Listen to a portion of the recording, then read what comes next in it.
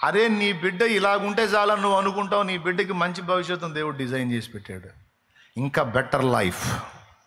నువ్వు అనుకుంటావు వాడు ఇలా బతికితే చాలు, నువ్వు అనుకుంటావు వాడు అలా బతికితే చాలు, దేవుడా వాడికి ఈ మాత్రమే చాలు, వాడికి ఆ మాత్రమే అని నువ్వు అంటావు. నీకంటే ప్రేమ గలవాడు, వాని సృష్టి వెనుక నీ హస్తం కాదు ఆయన హస్తం ఉంది.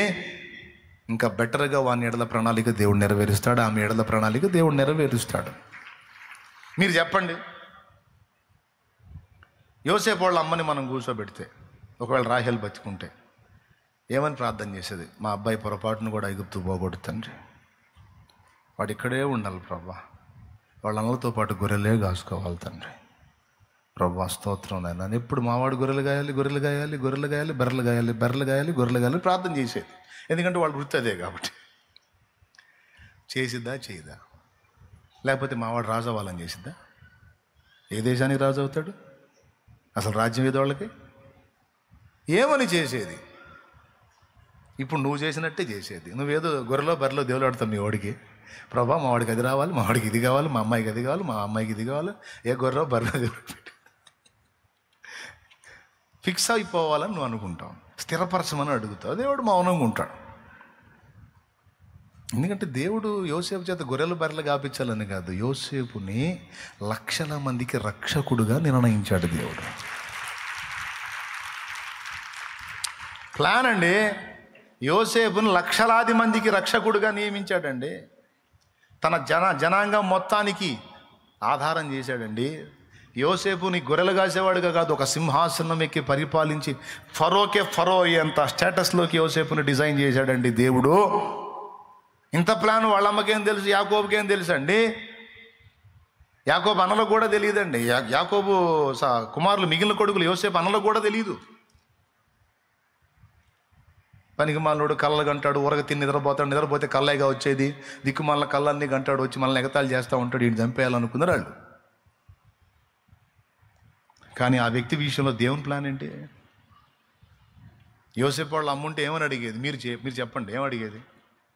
మావాడు రాజు అవ్వాలంటే గొర్రెలు మంచిగా సమృద్ధిగా అభివృద్ధి చెందాలి తండ్రి, చాలా విస్తారమైన మందలు కావాలి, గొర్రెలే గాయాలని అడిగిద్దా?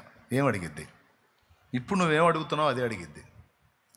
నువ్వేదో అనుకుంటావు అదే జరగాలి మా వాడికని అనుకుంటావు. జరిగిస్తే స్తోత్రం, జరిగించకపోతే గుర్తుపెట్టుకో, గొర్రెలు మందలు పశువులు కాదు, మనుషుల్ని గాయబోతున్నాడు. మనుషుల్ని గాయబోతున్నాడు. దేవుడు కార్యాలు జరగబోతున్నాయి. నువ్వు ఊహించని మలుపులు తిరగబోతున్నాయి. నువ్వు అనుకొనని కార్యాలు జరగబోతున్నాయి. ఈరోజు ఈ చిన్నది చాలు, ఈ కొంచెం చాలు, ఈ కొంచెం చాలు నువ్వు అనుకుంటున్నావు. నో నో నో, నువ్వు ఊహించిన దానికంటే, అడిగిన దానికంటే ఉన్నతంగా దేవుడు కార్యాలు జరిగించబోతున్నాడు. ఇది భవిష్యత్తు. అది నీ తలంపుల్లో ఉండాల్సింది, అది నీ ఆలోచనలో ఉండాల్సింది. అది ఇది మిస్ అయిందా, మరి శ్రేష్టమైంది అనే అనుకోవాలి. కానీ అనుకున్నది దక్కల. ఇంక నేను ఎందుకు బతకాలి? నీ బొంద. అంతకంటే శ్రేష్టమైన జీవితాన్ని నా తండ్రి నీకు సిద్ధపరిచాడు, నీ బిడ్డలకు సిద్ధపరిచాడు. నీ భవిష్యత్తు ఆశీర్వాదకరంగా ఆయన ప్లాన్ చేసుకుని ఉండొచ్చు. కాబట్టి నా జీవితం అంతే. నేను ఊహించలేదు కదా, అందుకే స్టార్టింగ్ ఆ పాట పాడుకున్నా. మరి పాడే కదా, ఇంకొద్దులే. కాబట్టి మీరు ఎంతమంది అర్థం చేస్తున్నారేమో, నిన్ను ప్రేమించి నీకై ప్రాణం ఇచ్చిన నా ప్రభువు నీ భవిష్యత్తుకే భూమి మీదికి దిగొచ్చి సిలువ నీకు ప్రాణం పెట్టి నీ భవిష్యత్తుకు డోకా లేకుండా నీకు రక్షణ మార్గాన్ని వేసిన ప్రభు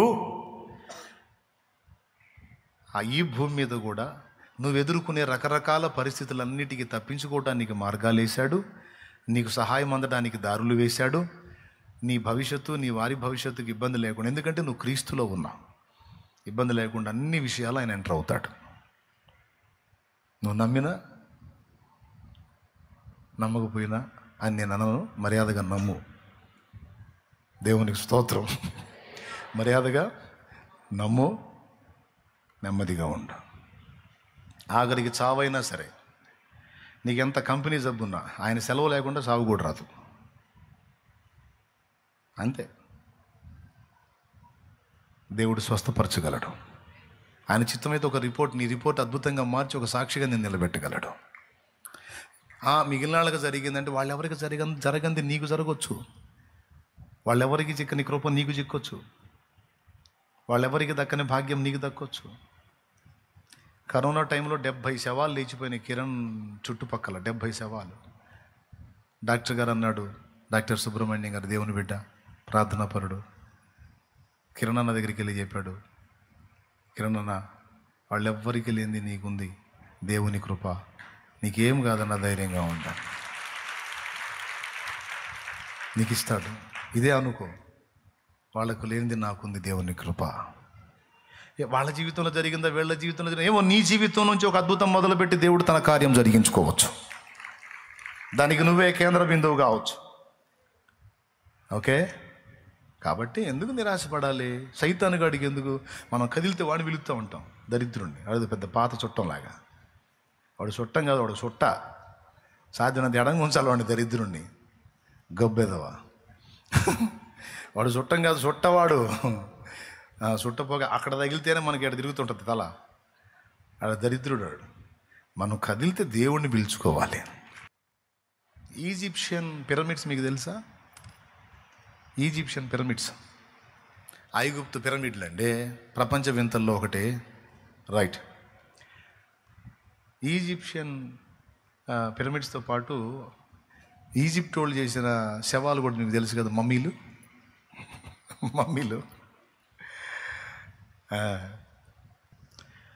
అట్లాంటి నిధి కోసం ఈ పురావస్తు తవ్వకాలు జరుపుతారు. అలాంటి శాస్త్రవేత్త కూడా తవ్వకం జరిపాడు.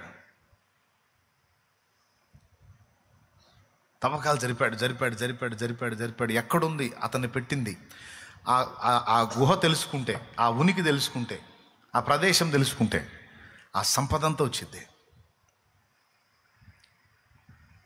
పాపం 7 సంవత్సరాలు కష్టపడ్డాడు. 7 సంవత్సరాలు కష్టపడి తవ్వి దొరకలా. చివరికి ఆపేశాడు. తను యంగ్స్టర్గా ఉన్నప్పుడు ఆ పని చేశాడు. దాదాపు ఒక 30 ఏళ్ల ప్రాయంలో ఆ పని చేశాడు అనుకోండి. 30 ఏళ్ల ప్రాయంలో ఆ పని చేశాడు అనుకోండి. వర్కౌట్ కాల, ఆపేశాడు. ఇంకా అది అట్లనే అయిపోయింది, ఆ గుంట అలానే అయిపోయింది. ఇంకా ప్రదేశానికి వెళ్ళలేదు. తర్వాత మామూలు లైఫ్లోకి వచ్చేసాడు. 40 ఏళ్ళు గడిచింది. ఎన్నేళ్ళు? 40 ఏళ్ళు గడిచింది. 40 ఏళ్ళు గడిచిన తర్వాత ఆయనకి కూతురు పుట్టింది. కూతురు పెద్దదైంది. కూతురు ఒకరోజు సంభాషణలో మాట్లాడుతూ, డాడీ, నువ్వు ఫలానా దానికోసం రీసెర్చ్ చేసావు కదా, పరిశోధన చేసావు కదా, అది అక్కడే ఉందనేది చాలామంది చెప్తున్న విషయం కదా, మరి ఎందుకని నువ్వు తవ్వకాలు జరుపుతుందంటే, 7 సంవత్సరాలు తవ్వించానమ్మా, ఏం దొరకలేదు అంటే, ఎంత డీప్లోకి వెళ్ళారు అని అడిగింది. ఎంత డీప్లోకి వెళ్ళని, ఇంకొక అడుగు తవ్వించకపోయావా, ఒకవేళ దొరకొచ్చు కదా అని సరదాగా మాట్లాడి వెళ్ళిపోయింది ఊరక. ఇతని మనసులో పడింది అది. చాలా డీప్లోకి వెళ్ళాను, చాలా లోతులోకి వెళ్ళాను తవ్వుకుంటా, నిజంగా ఇంకొక అడుగు వరుస పెట్టి తవ్వితే ఎంత బాగుండేది, చూద్దాం, ట్రై చేద్దాం, ఇప్పుడైనా ఏం పోయిందని కొంతమంది పని వాళ్ళని తీసుకొని అదే ప్లేస్లో మళ్ళీ అడుగు లోతు పెట్టి మళ్ళీ తవ్వకం జరిపాడు. తవ్వకం జరిపితే కరెక్ట్గా అడుగు లోతు కింద అది బయటపడింది. అతన్ని పెట్టిన ఆ మమ్మీ ఉన్న ప్లేస్ బయటపడింది. ఇంకా పూర్తిగా కిందికి తవ్వారు. టోటల్ అదంతా, ఆ గుహ అంతా బయటకు వచ్చేసింది. చివరికి ఆ గుహలో ఒక పక్క ఓపెన్ చేశారు. ఓపెన్ చేసి ఇతనే ముందు తల లోపల పెట్టి చూశాడు. లోపల అంత గోల్డ్ ఐటమ్, బంగారంది, అంత విలువైనవన్నీ దగ్గ మెరిసిపోతా ఉన్నాయి లోపల. అట్లాంటిది ఒక ప్లేట్ దొరికినా బాగుండి మనకు అనిపిస్తుంది కదా మీకు. దేవునికి స్తోత్రం కలుగును గాక. హల్లెలూయా. 1 కిలో వెయిట్ ఉన్న ప్లేట్ ఒక్కటి దొరికితే అప్పులన్నీ తీరిపోతాయి ప్రభు, అట్లాంటి దొరికేటట్టు చేయను అనిపిస్తుంది కాదు. మనకు ప్లేట్లు అవసరం లేదు, దేవుడే కార్యం చేస్తాడు. దేవునికి మహిమ.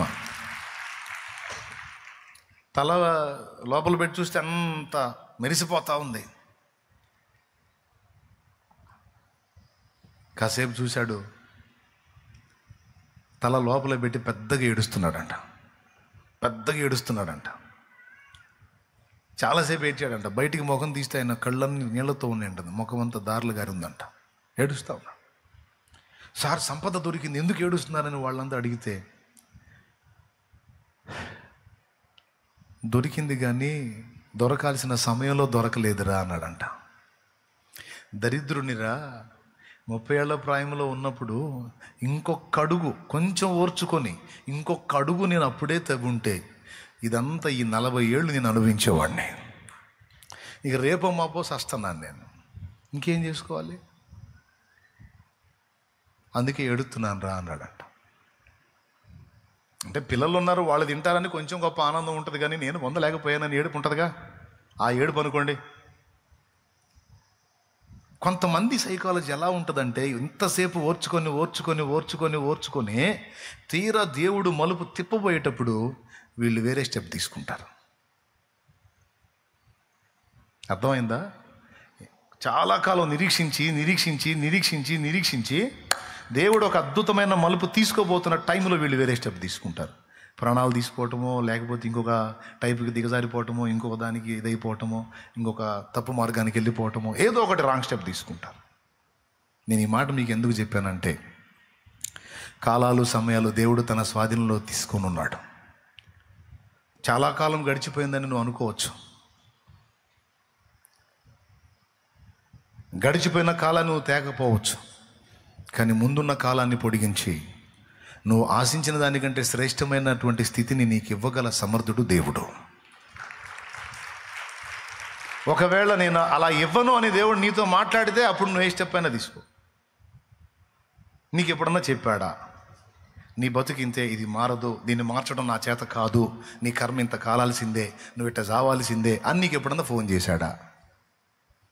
ఫోన్ చేస్తే నువ్వు ఏదన్నా సావాలనుకున్నా, బతకాలనుకున్నా, ఆయన నీకు ఫోన్ చేస్తే ఆ స్టెప్ తీసుకో. ఇంత బతుకు ఇంటి వెనకాల తెచ్చినట్టు ఏమండి?